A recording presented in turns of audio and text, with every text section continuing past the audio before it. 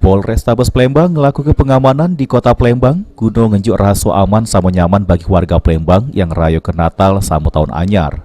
Di mana selama perayaan Natal sama Tahun Anyar sebanyak 14 pos keamanan bakal dibikin oleh Polrestabes Palembang yang ditempatkan di titik-titik rawan kejahatan, kecelakaan sama keramaian di kota Palembang.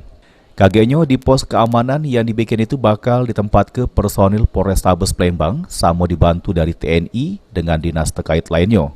Kabak Ops Polrestabes Palembang Kompol Yuda Widiata menjelaskan, dihimbau bagi warga yang ngerayakan Natal sama Tahun Anyar supaya tidak melakukan aktivitas yang berbahaya supaya menghindari dari aksi kejahatan. 14 pos yang tersebar di seluruh wilayah Kota Palembang. Tentunya titik-titik pos tersebut berada di daerah-daerah yang rawan terhadap kriminalitas, rawan kemacetan maupun rawan kecelakaan. Itu berapa anggota yang dalam pos? Anggota kami sebar untuk operasi sekitar ada 500, namun ketika nanti khususnya perayaan Hari Raya itu akan kita tambahkan.